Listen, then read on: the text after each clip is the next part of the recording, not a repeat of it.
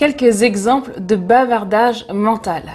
Bonjour et bienvenue dans la vidéo d'aujourd'hui. Je m'appelle Claude Eugénie et j'accompagne les coachs, les conférenciers et les entrepreneurs à prendre la parole en public. Alors aujourd'hui, comme je vous ai promis, on va voir quelques exemples de bavardage mental. Alors vous-même, ou peut-être une personne que vous connaissez, a peut-être tendance à prononcer ces phrases-ci. Par exemple, je n'arrive pas à mémoriser les prénoms. Ou alors, je sais que ça ne va pas marcher. Ou encore, non, je n'ai jamais de chance de toute façon. Je n'ai aucun talent. Tout ce que je mange va directement dans mes hanches. Je sais déjà que je ne vais pas aimer. Peu importe ce que je fais, je ne prends jamais de poids. Je n'ai pas assez de temps. Ou encore, je me déteste. Ou je suis timide. Je ne sais pas quoi dire.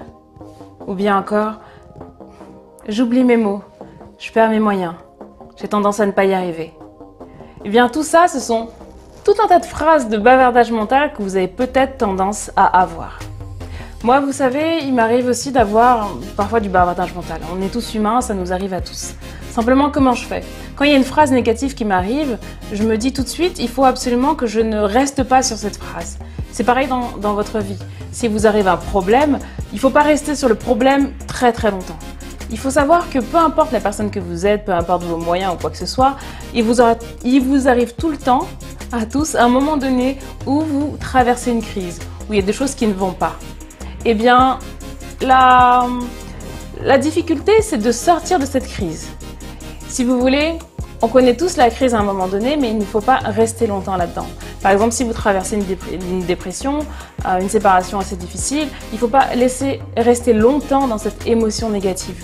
Il faut tout de suite en ressortir rapidement. Ben, c'est pareil pour les phrases que vous vous dites dans votre tête. Si vous vous dites ce genre de phrases, voilà, que vous n'avez pas de talent, vous n'allez jamais y arriver, vous n'êtes pas assez bon, vous êtes nul, voilà, je suis nul, j'y arrive pas. Tout ça, si vous dites ça, tout de suite, il faut trouver la phrase qui va venir contrebalancer ça. L'idée, c'est de ne pas rester sur cette phrase négative. Parce que c'est très compliqué d'arriver à penser, entre guillemets, positivement. C'est assez compliqué, je vous l'accorde. Maintenant, il faut que vous sachiez qu'il y a 5 niveaux de bavardage mental. Le premier niveau, c'est l'acceptation négative. Donc, ce sera des phrases comme « je ne peux pas » ou « je suis fatigué, je ne pourrai jamais faire ça ».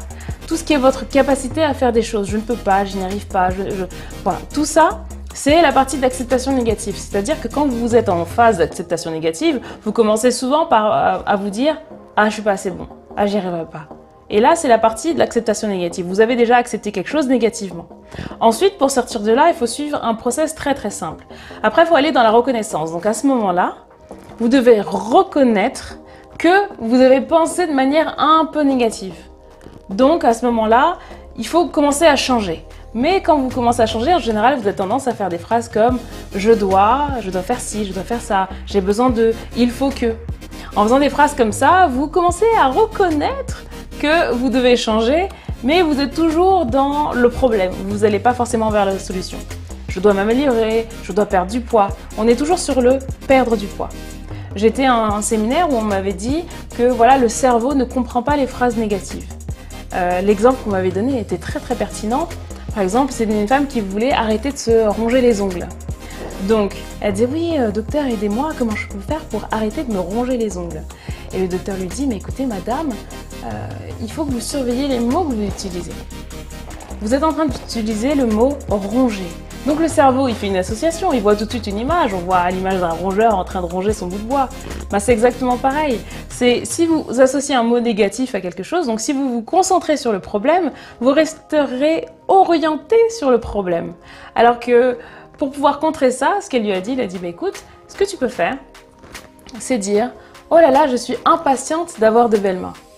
Et voilà que cette dame est assise chez elle en train de regarder la télé, et là elle porte sa main à sa bouche, et puis elle se dit « ah, stop, ah, comme je suis impatiente d'avoir de belles mains ». Eh bien, croyez-le ou non, ses ongles ont commencé à pousser et elle a commencé à avoir de belles mains parce qu'elle s'est focalisée sur la solution. Donc en général, voilà, dans la phase de reconnaissance, on est parfois orienté vers le problème. Voilà, je dois perdre du poids, je dois faire ci, je dois faire plus d'exercices, voilà. Vous êtes orienté sur le problème pour l'instant. Ensuite, vous commencez à avoir un besoin de changement. On aura des phrases comme « je ne veux plus jamais faire ça ».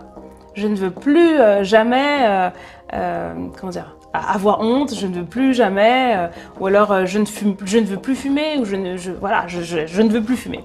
C'est des exemples de phrases où voilà, on sent un fort besoin de changement et c'est là où vous allez commencer à avancer vers la 4e étape qui est le meilleur vous. Comment avoir un meilleur soi-même, avoir le meilleur de vous-même. Et donc là, vous allez faire des phrases en général dans votre tête, des phrases qui sont au présent, qui sont « je suis un gagnant, je vais y arriver, je suis forte, je suis indestructible, je suis la reine du monde, je suis peu importe ce que vous êtes ». Mais là, vous êtes vraiment dans l'affirmation et vous êtes en train de prendre ce potentiel vous-même et de le ramener au présent, et de dire « voilà, je suis cette personne à succès, je vais y arriver, j'y arrive, j'arrive tout ce que… » Voilà. Moi, par exemple, mon père, il me disait Claude Eugénie, tu trouves toujours du travail. Et je réalisais pas la portée de ça. À l'époque, voilà, je cherchais du travail en tant qu'apprenti. Donc c'était pas simple pour moi, je galérais et tout. Et puis à un moment donné, j'étais en totale apathie, allongée sur mon canapé, j'avais envie de rien à part regarder des séries et j'avais du mal à trouver une entreprise. Et donc j'étais focalisée sur cette sensation en fait de malheur et je restais là-dedans. Et mon père qui me dit « oh mais de toute façon tu vas trouver ». Je fais « comment ça je vais trouver? Tu vois pas que je trouve pas? Ça fait un mois que je cherche, je trouve pas de travail ». Il me dit « de toute façon tu trouves toujours du travail ». Et cette phrase depuis est toujours restée. Et à chaque fois, peu importe ce que je fais, je me suis dit ouais mon père a raison en fait. De toute façon je trouve toujours du travail. Et donc faites ça dans divers domaines de votre vie. Faites des phrases positives qui sont des phrases qui posent dans le présent ce que vous êtes. Vous trouverez toujours du travail. De toute façon, vous y arrivez tout le temps. Vous êtes toujours fort, vous êtes indestructible. Il faut affirmer le meilleur vous-même. Et enfin, le dernier niveau, c'est les affirmations universelles. Alors là, on n'est plus concentré sur soi directement, mais plutôt sur tout ce qui est plus grand que vous.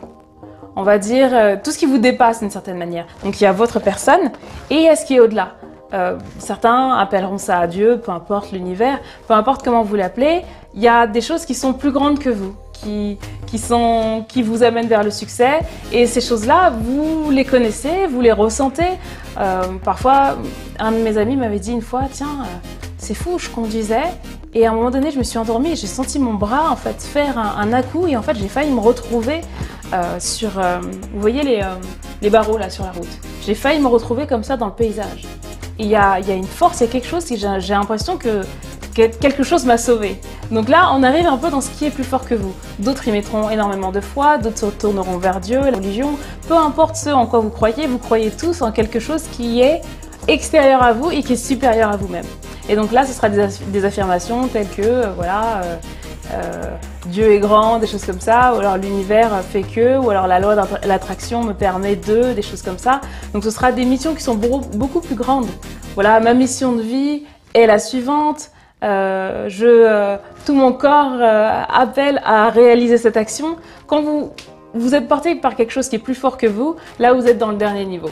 Donc c'est pas mauvais du tout si vous passez par tous les niveaux. C'est pas grave si vous êtes dans le niveau négatif. Le plus important, c'est de ne pas rester longtemps dans la phase négative parce que c'est ça qui va vous empêcher d'avancer, qui va vous empêcher d'agir pour votre vie, pour vous-même. Donc je vous invite à travailler là-dessus et à voir sur ces 5 niveaux. Et si vous voulez aller plus loin, rendez-vous dans la vidéo de demain pour en avoir encore plus. Allez, à bientôt!